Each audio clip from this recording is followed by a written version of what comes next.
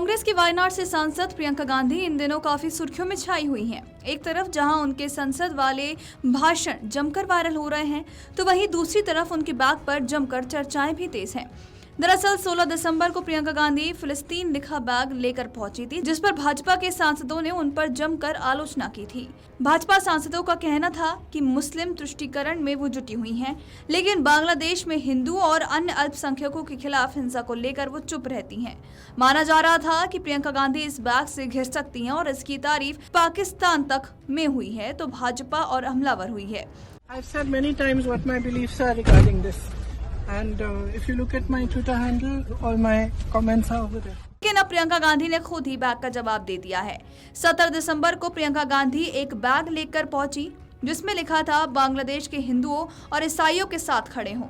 इस बैग को लेकर माना जा रहा है कि प्रियंका गांधी और कांग्रेस ने भाजपा को जवाब देने की कोशिश की है। इसके साथ ही कांग्रेस महासचिव प्रियंका गांधी वाड्रा समेत कई अन्य विपक्षी सांसदों ने बांग्लादेश में हिंदू समेत दूसरे अल्पसंख्यक समुदायों के खिलाफ अत्याचार के खिलाफ मंगलवार को संसद परिसर में प्रदर्शन किया। उन्होंने सरकार से उनके लिए न्याय की मांग की है। उन्होंने अपने हाथ में थैला भी ले रखा था, जिस पर बांग्लादेश के हिंदू और ईसाइयों के साथ खड़े हो लिखा हुआ था।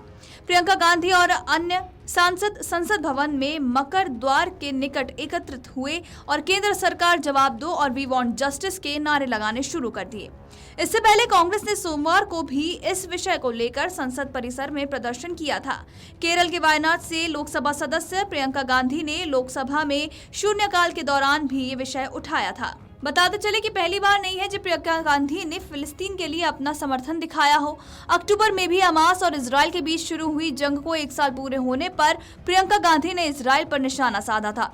गाजा में बढ़ती मौतों के बीच प्रियंका गांधी ने इजराइल पर हमला बोला था। प्रियंका गांधी वाड्रा गाजा पर इजराइल की कार्रवाई के खिलाफ आवाज उठा रही हैं और उन्होंने फिलिस्तीनियों के साथ एकजुटता व्यक्त की है।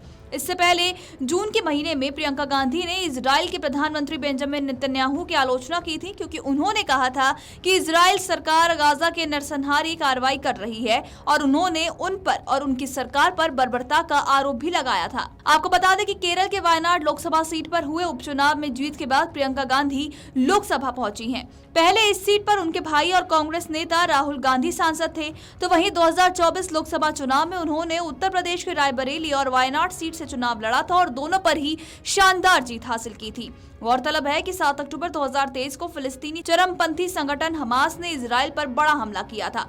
कई लोगों की हत्या करने के अलावा हमास के लड़ाकों ने कई इजरायली और अन्य विदेशी नागरिकों को बंधक बना लिया था। इसके बाद इजराइल ने हमास के खिलाफ जंग का ऐलान कर दिया। तब से उसने लगातार गाजा पर हमले किए थे।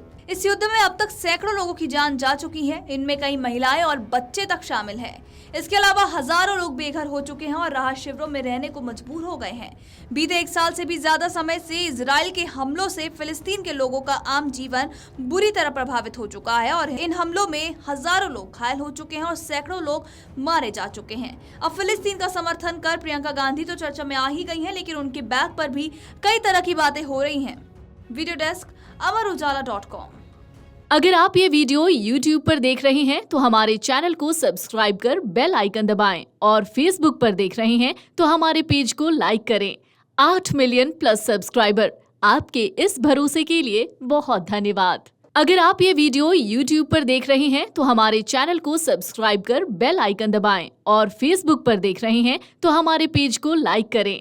8 मिलियन प्लस सब्सक्राइबर, आपके इस भरोसे के लिए बहुत धन्यवाद।